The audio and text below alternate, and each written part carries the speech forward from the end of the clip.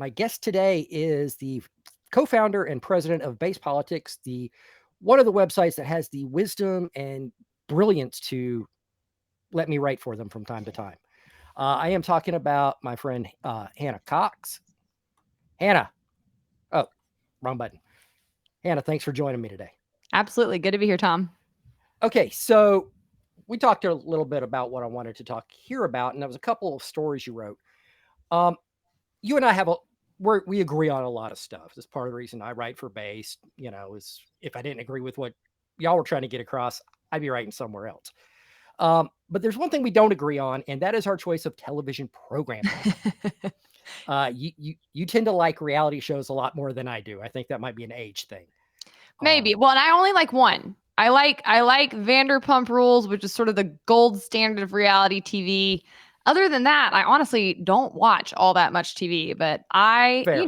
Everybody needs their like guilty pleasure. Their sort of like secret trashy thing they're into behind the scenes. Mine's Vanderpump Rules.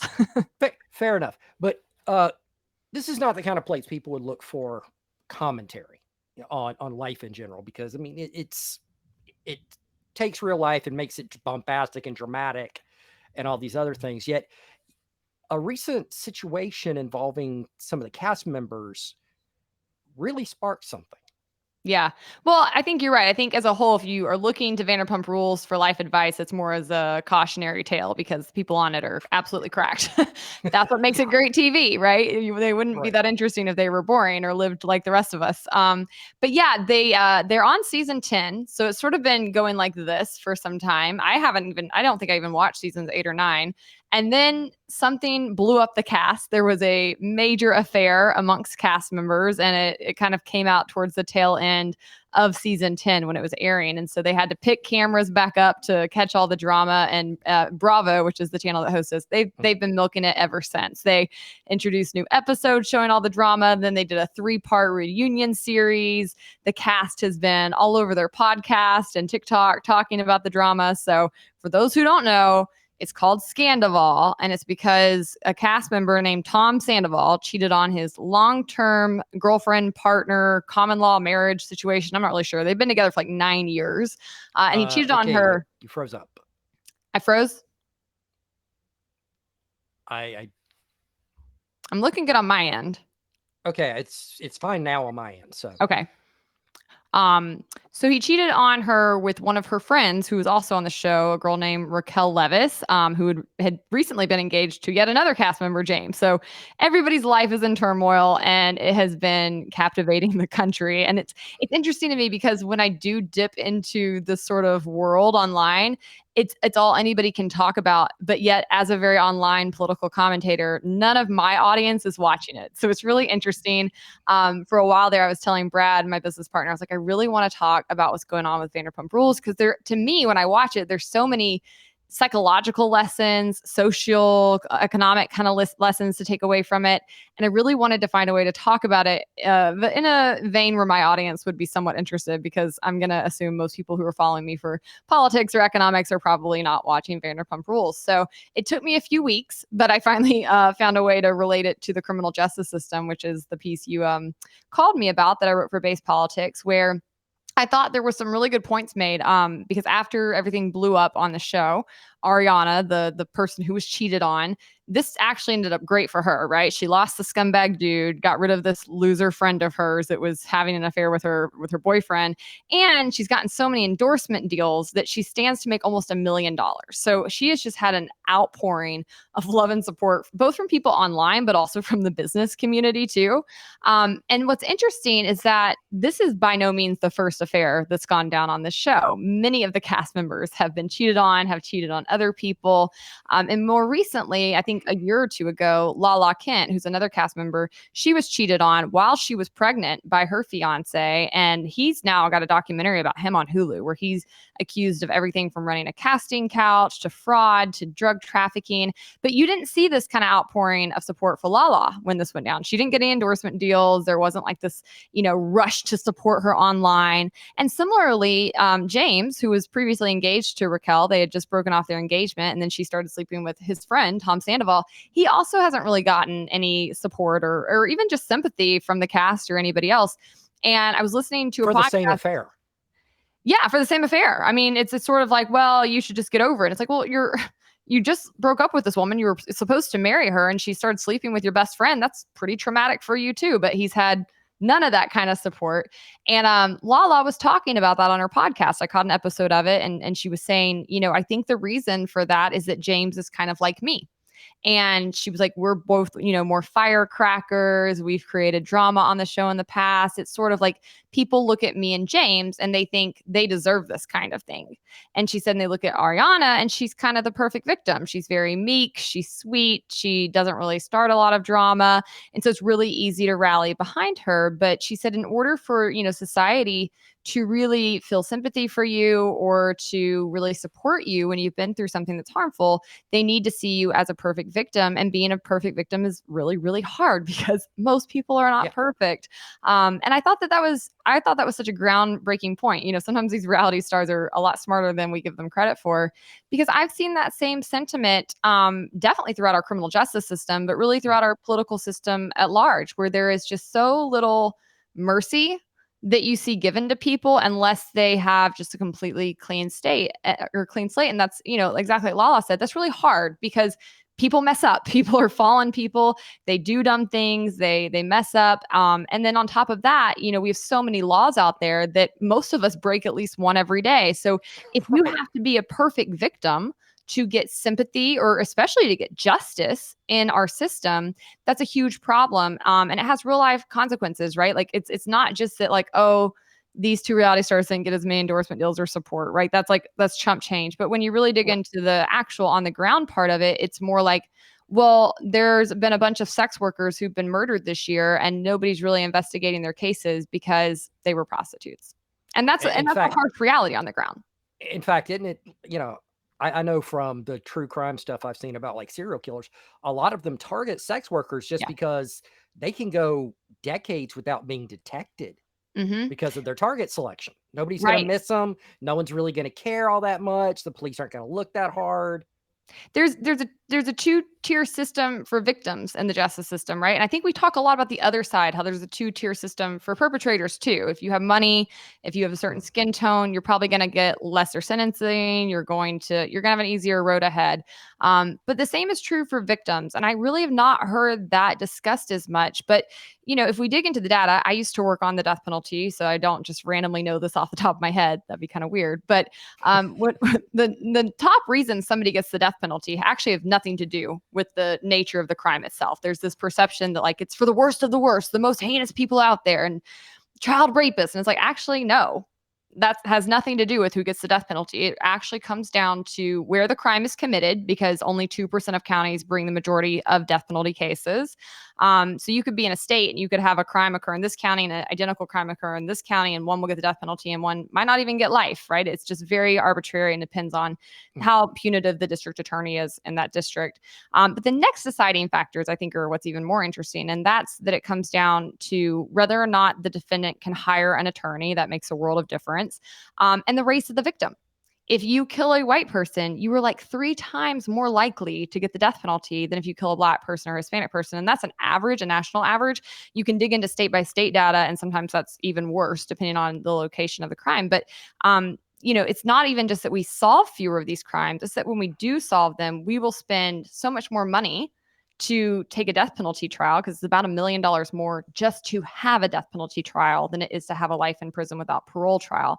And so we say this victim's worth this amount of money and resources and time and attention. And then all these victims over here, we probably don't even solve who killed them, because we actually clear less than 60% of all homicides every year. And the rates only go down from there when you start talking about things like rape or assault. We're really, really bad at actually solving and preventing violent crime. And so when you start looking at how resources are allocated in the justice system, you do see there is a disparity in which victims get time and attention and are considered, cases that must be solved, and which ones don't. And I don't even think it's just the justice system. I think the media also jumps in on that, right? I was just about to talk about missing white woman syndrome. Exactly. I don't think that was ever talked about until I was in like college. And I remember it just hit me one day when I was in school, because this is so sad, but I grew up in a very, I only knew white people growing up. Like I just didn't really have a lot of diversity around me until I got to college. And so I was in college and, I was talking about just taking precautions like you do as a young woman, to make sure you're safe when you're going around at night. And one of my friends, Amisha, who was one of my first Black friends I ever had, she said to me, yeah, you at least know if you go missing, people will care. They wouldn't care if I went missing. And I was like, what are you talking about? Of course we'd care, And she was like, no, think about it. The people that you hear about that are missing, who get all the media attention and therefore all the resources, it's white women. And not just white women, it's pretty young white women, Mhm. Like it really does come down to these factors. And again, people who are seen as pure victims, right? Like it's if you hear that somebody had a drug addiction and they've gone missing, people aren't as worried about it because they sort of see it as like, well, you were doing something illegal, so you probably deserve it. Mhm. And they just write that off. I myself am guilty of this. I was reading about 5 or 6 women who've gone missing right in the same area of Portland. I was reading about that this morning. They are starting to suspect it might be a serial killer. And so, I'm reading really in depth and I'm starting to get really curious. And then I find out that like 3 of them are avid drug users and they've been in these like tent cities and they've been known to buy fentanyl. And I sort of too had that reaction of like, well, I think we know, and it's just that knee jerk Yeah. reaction you have to catch in yourself. I don't think it's that people are malicious in that or thinking I don't think they're sitting there going, well, we don't care about you because you're this. It's more subliminal than that, but it is pervasive. And this is something that people need to be more aware of, especially when they are actors in the justice system. If you're a jury member, if you're an attorney, if you're a judge, you need to be taught about those sort of subconscious biases that you might Yeah. have so that you can guard against them and try to, overcome that. Yeah. Yeah. And it is unfortunate that it happens because I, I'm much older than you, which is pretty obvious from the gray hair right around here. Opening days of the Gulf War, just Private Jessica Lynch became Yeah. a household name. She was, her convoy was hit. Several people were killed. Others were taken prisoner. Search for Jessica Lynch. She wasn't the only one missing. Hmm. She was the one that got trotted out as a hero. She's the one who got taught, turned out a lot of the stuff credited to her. She came out and said, I didn't do that. It was all these other people. To her credit, she was like, you paid too much attention to me. But Wow. she was a young, pretty white girl. Mm-hmm. 2 of the other women in the convoy were a Hopi Indian and a black girl, young black woman. Wow. And, they kind of got blown off for the same reason. And Yep. it is a societal thing. What we consider pure, going back to the original plot Right. or the original point, was that unfortunately white is still seen as pure by a lot of people, even Mm-hmm. people who say they know better.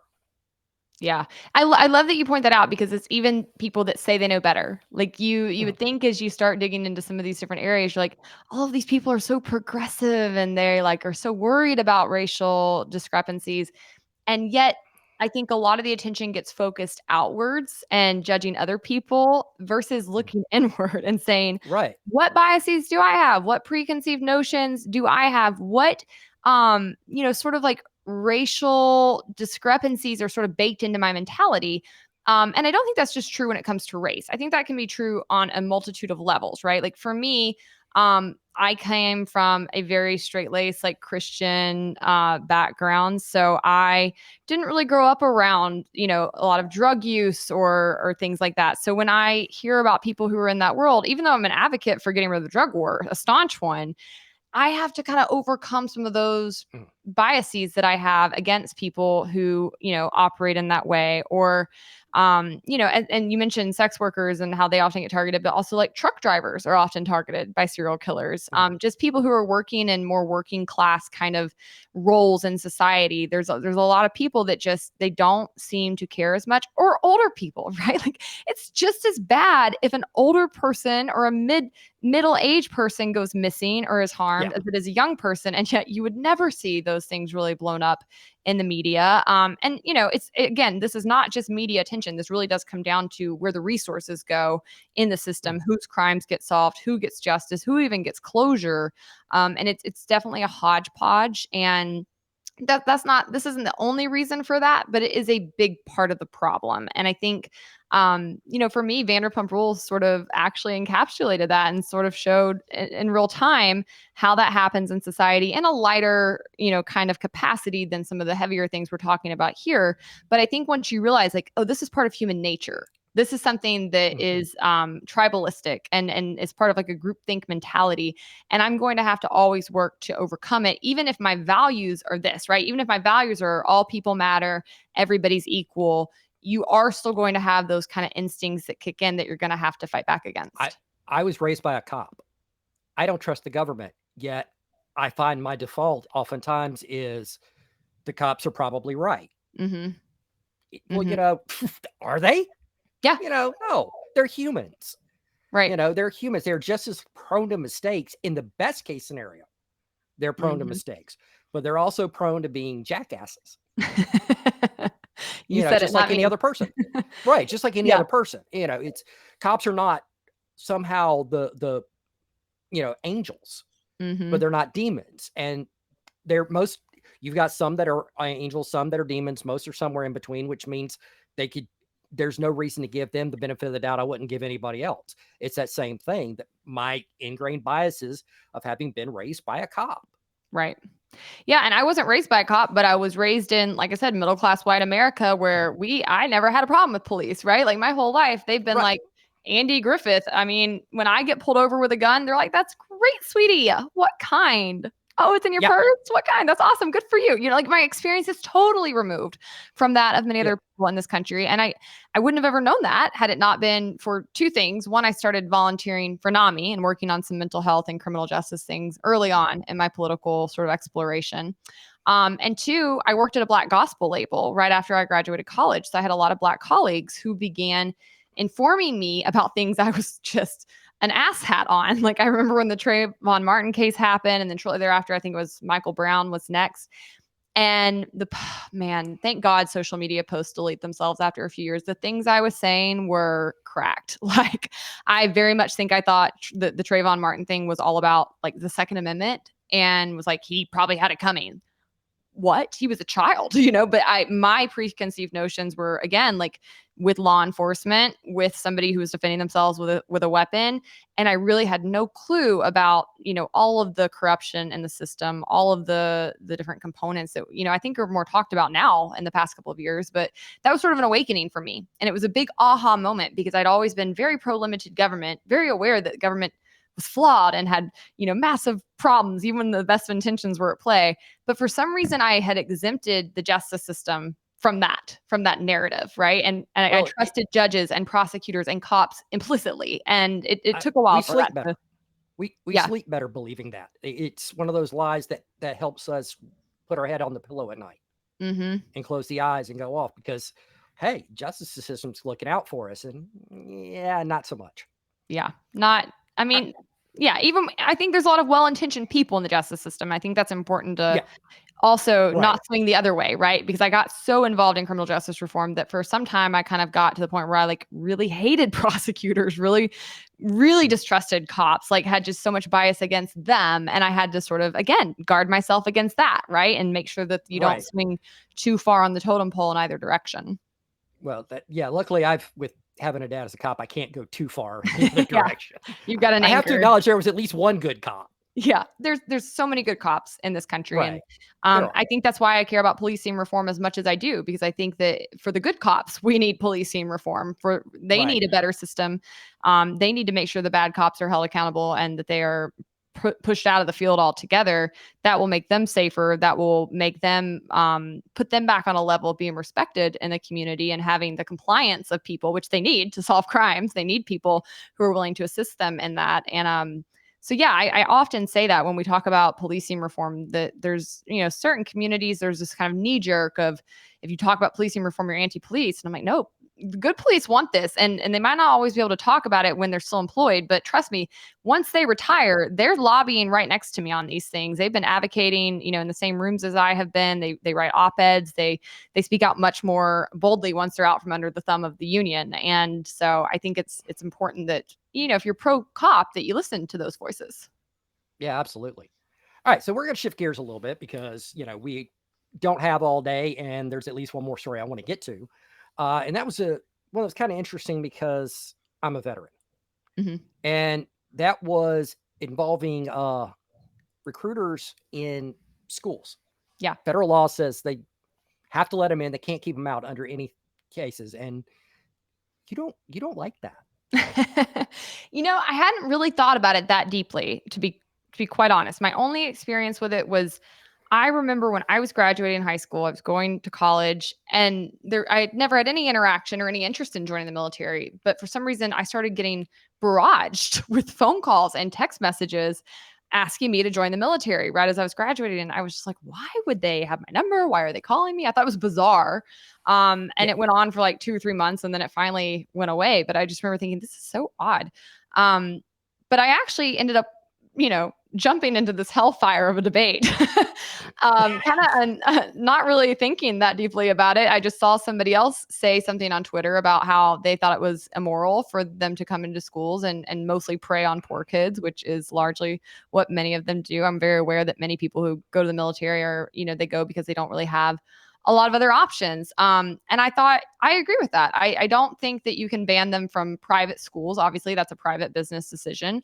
But I don't think that it's a good idea for military recruiters to just be in schools going after kids whose brains aren't fully developed without their parents present, without any advocate or anybody to push back on things they might be saying. I think if a kid's interested in joining the military, they can go to the website, they can go to the recruitment center, they can look into it. Their parents can help them do that.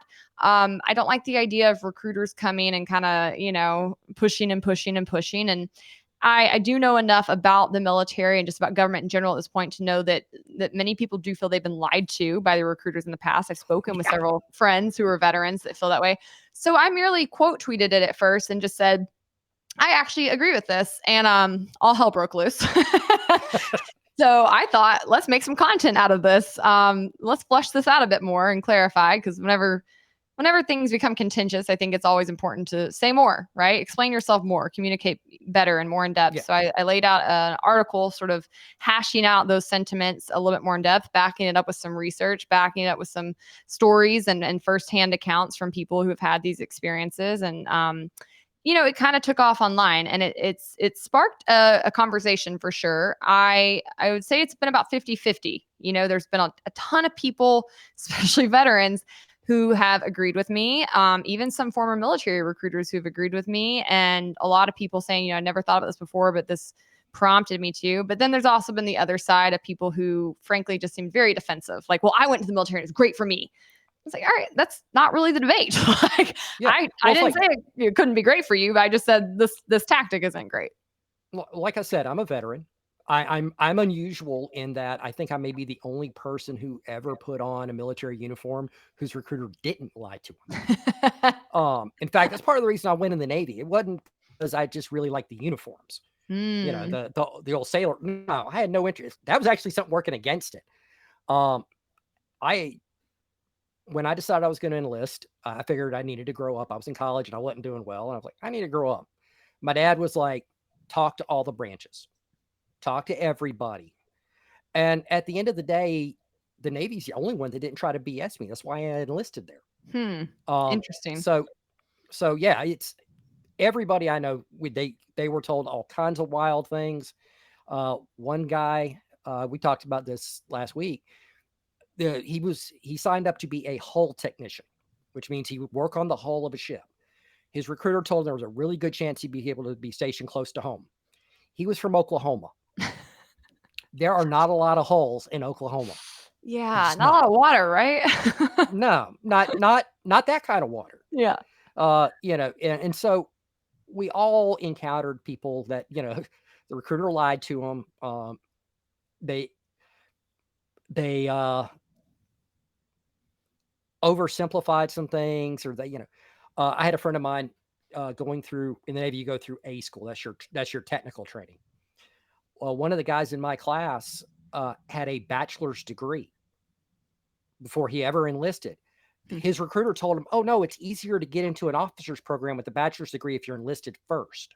And he believed them because, well, why would they lie to him? Right. If he had gone to an officer's recruiter, they could have talked to him, because a lot of people don't realize that the recruiting center in your local shopping mall, in your local strip mall, is an enlisted recruiting center. There are officer specific recruiters for officers Huh. out there. And if you don't talk to those guys, you're not Yeah, they're You're not on that track. and right, and recruiters, and this is one of the real problems I have is they have a quota. They're Right. required to get in so many people, and if they don't, there are penalties, as I understand it. I was never on Mhm. recruiting duty, so this is all second, third hand Yeah, yeah. information. But there's penalties for not doing your task, not doing your job, which can hurt you come promotion time, which can hurt you with other assignments, all these other things. And so, yeah, there's a perverse incentive for these guys to tell people anything it takes Hmm. to get them to sign that dotted line. And like you said, at 18, 19, the brain isn't fully developed. This is something that the left likes to use to justify banning all gun sales to anyone over under the age of 21, which is funny because it doesn't stop. The brain doesn't fully develop until 25, Right. but Kind of arbitrary. but right, it's just they like that arbitrary number better. Is what that boils down to. And it's important to note you're not saying 18-year-olds shouldn't enlist. They should be No. barred from enlisting. You haven't I said anything think like we need to recognize that and I think there are multiple areas this pertains to in society. I think there is a warranted conversation around what the age of adulthood is, and I think it should be yeah, better set and set scientifically, and then I think it should be uniform across the board. I really don't like this agreed. hodgepodge of stuff. What I will say is that I think 21 is better than 18. I think 25 is better than 21. Your prefrontal cortex, which is the region of the brain that controls flight or fight, it's your risk assessment region. It is not fully developed until you're age 25. So every year you're getting closer, it's getting better and better, but you're going to make very different choices after age 25. You're probably going to do less risky things, make better calculations. That's one reason you see crime precipitously fall after the age of 25 Right. because people's brains aren't mushy anymore. They're making better decisions. The thing that when it comes to the military, I think the problem is that you are locked in for such an extensive period of time when you do sign. 4 years is an eternity in your, Right. teens and early 20s. There And there you are risk life 2-year and death. enlistments, but they don't push those. Interesting. Yeah, I had no idea. But if you make a bad choice on this, it could be life or death. I've seen people say that they were told they'd never deploy, and then they were deployed. Like you really just, I think, it's playing with fire. And I've had some pushback. They're like, well, don't you think then that college recruiters shouldn't be allowed to be in public schools because they also misconstrue things? And I've said for a while, I've advocated and will continue to advocate for better financial literacy classes in high schools. I think Oh yeah. when it comes to that, it's still your choice if you want to go to school. I think there are better other options. I think there's better ways to do college that are cheaper. I think it's really smart to like take a gap year and work and figure out what you actually want to do, and if you even need a degree to do it. So I think there's definitely some pushback I have on those people, and I think there needs to be better education and awareness. But at the end of the day, we're not talking life or death when it comes to taking on some student debt, right? The average student debt payment is $250 a month. You'll make it. If you do the wrong thing and you take on too much debt, the average person, you're still going to figure it out and be okay. So I don't think this is on par with that. And again, I think with recruiters, like we do know that they lie. They do have quotas. By the way, those quotas are drastically down over the past couple of years. They cannot even come close to the numbers that they are trying to enlist. And I think Which that creates more incentive to lie. exactly. They're desperate. They're spending a lot of money. They're doing a lot of spin and marketing. And I think there's real reasons enlistment is declining. I know some people are like, it's America's getting soft. I don't think it's that. I think it's that Americans are waking up to the fact that much of our foreign policy, many of the wars we've been involved in have had nothing to do with national security, have actually made us less safe at many times. And they're not willing to keep signing up to fight for blood money for people in the military industrial complex, and I think that's your issue. If we really did have a matter of like national security, I think many people would enlist. If civil liberties were actually on the chopping block, I'd enlist, right? I'll go fight for the Second Amendment, the First Amendment, the Fourth Amendment. It's not what we've been fighting about. So I don't see the decline in numbers as a problem. That's the other thing people said. Well, if you don't let them recruit, we're going to keep going down. I'm like, good. If you can't bankrupt them through Congress, if Congress doesn't have the spine to pull their budget back and make them stop these endless wars, quit giving them the supply, quit giving them the manpower to do it, right? I think there's multiple ways to break the foreign policy that we've had for the past couple of years. And again, veterans have been so major in that conversation. The number, especially those who were in the war on terror, the number of people I've talked to who fought in the war on terror, who were duped, who got sent over there and realized very quickly that they were not there for what they thought they were there for, who saw the humanity in the people they were having to fight, who felt they had to participate in war crimes. These people have been speaking out for some time, and I think the younger generations are listening. We now have things like TikTok and other social media platforms where people are able to learn and push back on some of the lies that they're hearing from recruiters. So I think as a whole that's indicative of a bigger problem within the Yeah. military. But I think certainly when it comes to public schools, there's no reason for them to be in there. If they want to talk to kids, I think the kids should have to express interest. The parent should have to be present. There needs to be some safeguards to make sure that, and they should not be legally allowed to lie to them. If you do that, No. you should face charges for it. And and that's something Congress can do something about and should, Yeah. because I mean, we do not allow companies to lie in their marketing materials to us. Okay, Mm-hmm. they're going to be a little flamboyant. We know that. We know not to take the ads at face values, but you cannot say this cures headaches when what it does is cause cancer. Right. Yeah. You can't openly lie in your marketing, and yet these people who are paid for by the American taxpayer are kind of not just allowed to; they're almost required to, based Mm-hmm. on circumstances. Yep. And I think part of the reason why recruiting's down is also you don't spend 20 years and thousands of American lives to replace the Taliban with the Taliban, and people not go, do I really want a piece of that? Yeah. Mm-hmm. It's Well, and just, also, I it's not. mean, talking about awareness too, it's not just that they're lied to about what enlistment might look like. I think they're also lied to or just not told about the reality for many veterans afterwards, the terrible health Yeah. care that they receive, the and in the best case of circumstances, the PTSD they have to carry around and live with, the number of vets that are Uh, homeless, the number of vets that are on the verge of poverty, right? I think more and more people are becoming aware of just how badly the government even treats our veterans too. And that and also is going to hurt it. it doesn't even take having been in combat. I got out pre 9/11. So, I was in during like Kosovo and all that, and Somalia and stuff like that, but I was never deployed to any of those places. I joined the Navy to see the world. I saw Chicago and Virginia. Um, but when I got out, it was it took me years to get my life together, because the military life is not like the real world, and they do nothing really to transition you. They do more now, but back then it was like, oh, today's your last day. Here's your DD-214. Go away, and Wow. you're suddenly you're essentially homeless. If you've got the leave time, you can take terminal leave, so you've got the benefits for a few more weeks or a few months or whatever. But I mean, for in a lot of ways, you're just thrown to the wolves, and your life is so much different. The adjustment is hard. It was real difficult for me. Mm. Yeah, I can only imagine. I mean, coming out of college was hard in a similar Mm. way. Like where I didn't really feel prepared to to just function. I Right. didn't really even know how much money I needed to live. I came out with this business degree and I was like, now what? I mean, how do Yeah. you get a I, job? I How much money do you need? Like I don't know. I didn't get paid a lot of money as an E4, but I lived in the barracks, ate in the galley. What did I need? Yeah. You know, uh, and then suddenly I've got to, oh crap, I got to buy groceries. Where what's a okay, I wasn't that bad. I wasn't, what's a grocery store? But it was such It's an I had to adjustment move though. back home. Suddenly I'm 22 and living with my mom, Mhm. because I literally have nowhere else to go, Right.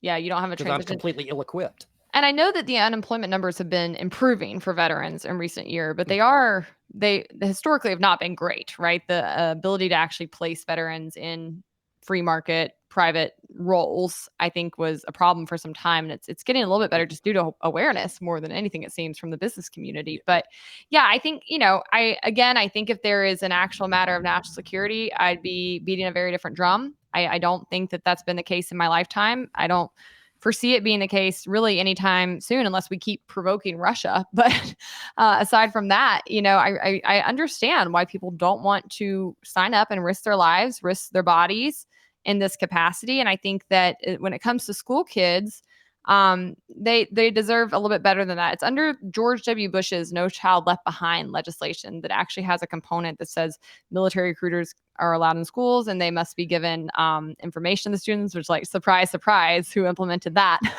I, And I think that I'm needs to just be shocked to repealed. find out. I'm just shocked to find yet another problem with No Child Left Behind. Yeah, I know. George Bush, man. Ugh, Yeah, what a mess. But yeah, yeah, I'm with you. I think Congress could do something about that. I think we need to fix the system of recruiting, and for the immediate future, I think they should be banned from public schools. And I don't personally find that to be all that controversial of a take, but I guess we'll see what your listeners think. yeah. We'll find out. Well, Hannah, thank you so much for joining me this first episode. So thank you for dealing with the growing pains, such as Not they at all. are. You seem like an old Uh, pro. oh well, thank you. I'm at least old, so I You got got that going for me. I'm at least halfway there. So again, thank you so much for joining me. Tell people where all they can find you. Yeah. So if you want to check out my writing and Tom's writing, you can go to our website, which is base-politics.com. Everything else is under my name. So you can find me, Hannah Cox, on Facebook, Hannah D. Cox on Twitter, on TikTok, on Instagram. I'm all over the place. So would love to connect with folks there. Awesome. Well, Hannah, thank you so much. Thank you. Hey, if you like what you just saw and want to see more conversations like this, why don't you hit the like and subscribe button down below? We'll be bringing new and interesting people and talking about different things in the world of politics and culture. But you don't want to miss anything. Also, hit that notification bell, and that way YouTube will alert you when you got something new coming on.